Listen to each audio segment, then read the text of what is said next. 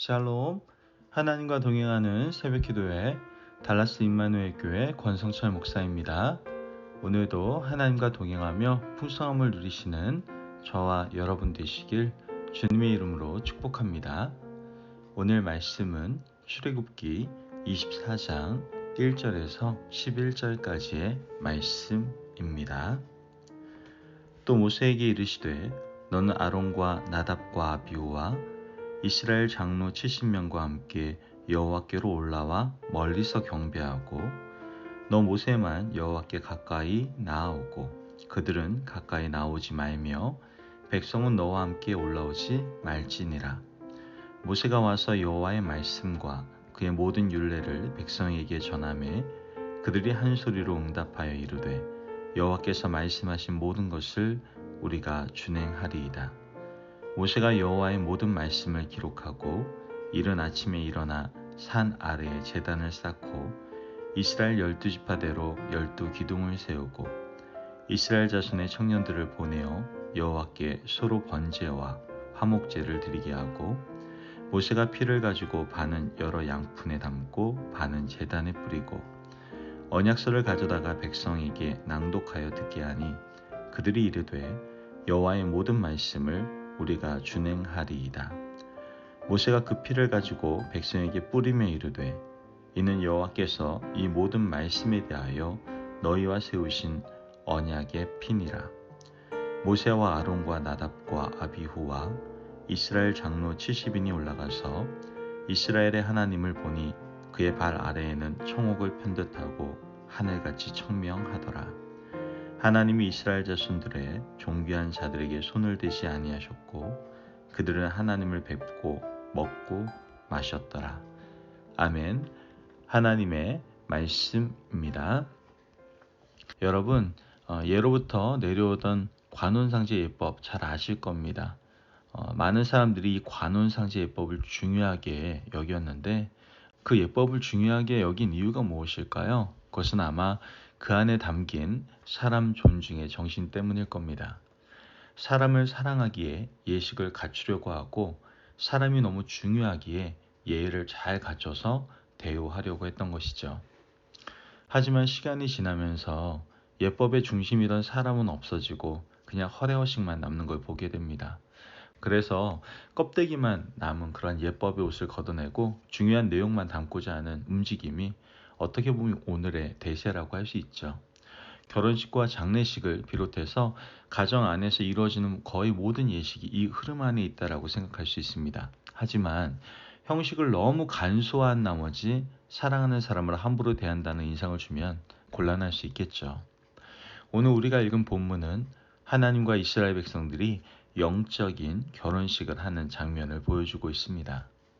하나님께서 이스라엘 백성들을 출애굽시키시고 시내산 아래까지 인도해 주셨죠. 그곳에서 영적인 언약식, 즉 영적인 결혼식을 이스라엘 백성들과 맺으시는 장면입니다. 하나님이 이스라엘 백성들과 언약식을 하시면서 그들을 사랑하는 마음을 고스란히 담아서 전달하시는 것을 보게 됩니다. 먼저 하나님이 이스라엘 백성들의 대표자들을 앞으로 나오게 하시죠. 오늘 본문 1절 말씀을 보면 또 모세에게 이르시되 너는 아론과 나답과 아비후와 이스라엘 장로 70명과 함께 여호와께로 올라와 멀리서 경배하고. 지금 70명의 대표들이 하나님 앞으로 나오고 나머지 백성들은 시내산 아래에 있고 하나님은 아직까지 모습을 보여주지 않고 있는 것이죠. 3절 말씀을 보면 모세가 와서 여호와의 모든 말씀과 그의 모든 율례를 백성에게 전하매 그들이 한 소리로 응답하여 이르되 여호와께서 말씀하신 모든 것을 우리가 준행하리이다. 말씀에서 나오는 여호와께서 말씀하신 모든 것이라는 말은요, 앞서 20장에 나오는 십계명과 21장에서 23장까지에 나오는 여러 가지 언약의 말씀들을 우리가 다 지키겠다는 결단입니다. 즉 이제 우리가 하나님 앞에서 살겠다라고 언약을 약속하는 결단인 것이죠. 아무리 힘든 일이 있어도 서로의 신의를 굳게 지키며 살겠다라는 결단인 겁니다. 본문 5절에서 6절 말씀을 보면 이스라엘 자손의 청년들을 보내어 여호와께 소로 번제와 화목제를 드리게 하고 모세가 피를 가지고 반은 여러 양푼에 담고 반은 제단에 뿌리고. 말씀을 보면 말의 언약을 맺은 후에 피 뿌리며 언약을 체결하는 것을 보게 됩니다. 우리가 언약을 지키지 않을 때는 피를 흘리고 죽는 그런 짐승처럼 이렇게 되어도 좋다는 그런 피 뿌림의 예식을 맺고 있는 것이죠. 이 언약은 그 옛날 아브라함이 하나님과 맺었던 언약을 떠올리게 하지 않습니까? 하나님께서 아브라함에게 자손을 주지 않으면 반으로 쪼개어도 좋다는 저주 언약식처럼 핏뿌림의 언약을 맺고 있는 것이죠. 이 핏뿌림 언약 이후에는 언약서를 함께 읽는 것을 보게 됩니다.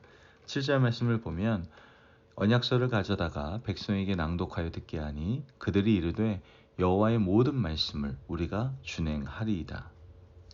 여러분, 우리는 언약서 안에 어떤 내용이 적혀 있는지 알 수 없습니다. 하지만 상호간의 신의를 바탕으로 둔 언약서를 함께 읽었다는 것이죠.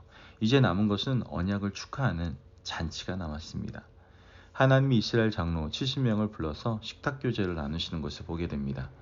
9절에서 11절 말씀을 보면 모세와 아론과 나단과 아비후와 이스라엘 장로 70인이 올라가서 이스라엘의 하나님을 보니 그의 발 아래에는 청옥을 편듯하고 하늘같이 청명하더라. 하나님이 이스라엘 자손들의 존귀한 자들에게 손을 대지 아니하셨고 그들은 하나님을 뵙고 먹고 마셨더라. 사실 하나님의 얼굴을 보면 살아남지 못한다는 속설을 이스라엘 백성들은 이미 다 알고 있었어요. 하나님도 그렇게 말씀하셨고요. 하지만 언약식에서는 예외였다라는 거예요.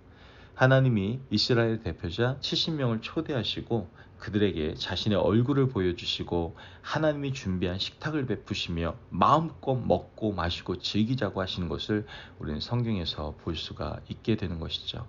여러분, 하나님과 이스라엘 백성들이 맺은 언약식을 보고 과연 어떠한 느낌이 드십니까? 하나님은 노예로 살아가던 그 이스라엘 백성들을 너무나도 지극히 사랑한다라는 사실을 우리는 알 수가 있습니다. 절대로 함부로 사람을 대하지 않는 그런 하나님의 모습을 우리는 배우게 되는 것이죠. 하나님은 이스라엘 백성들이 이집트에서 종살이하던 사람들이라고 해서 함부로 대우하지 않았습니다. 그들을 섬세하게 사랑하시고 대접하셨죠. 섬세하게 대하시고 마음이 다치지 않도록 극진히 대접하셨다라는 거예요. 이스라엘 백성들 사랑하심을 드러내도록 먼저 말씀하시고 이 말씀을 지키느냐고 물어보시고 지킨다고 하니까 핏부림의 약속을 하시고 직접 언약서를 써서 나누어 읽고 함께 식탁교제까지 하시는 그런 하나님의 놀라운 은혜와 사랑을 우리는 말씀을 통해서 보게 되는 것이죠. 여러분, 하나님이 이처럼 우리를 사랑하시는 분이세요. 우리의 과거가 어떠했든 우리가 지금 어떠한 모습으로 살아가든 우리는 이렇게 하나님과 언약식을 맺을 만큼 존귀히 여김을 받는 자다라는 것을 우리는 꼭 기억할 수 있어야 되는 것이죠. 오늘 하루를 살아가면서 우리가 초라해 보이기도 하고 보잘것없어 보이기도 할 때마다 여러분, 오늘 이 말씀을 꼭 기억하시기를 바라요.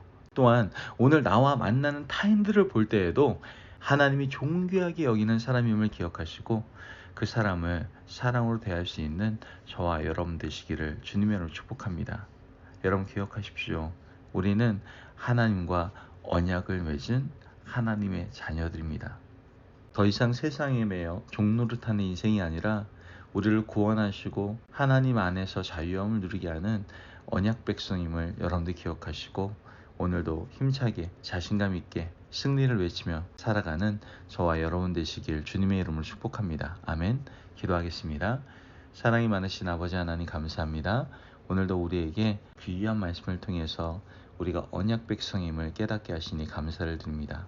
하나님, 우리를 사랑하시는 그 은혜에 늘 감사하는 인생이 되게 하여 주옵소서. 더 이상 죄의 종노릇하는 것이 아니라 우리가 하나님의 언약 백성임을 기억하며 늘 구원의 기쁨 속에서 자유를 선포하며 이 땅 가운데 승리하는 저희들이 되게 하여 주옵소서.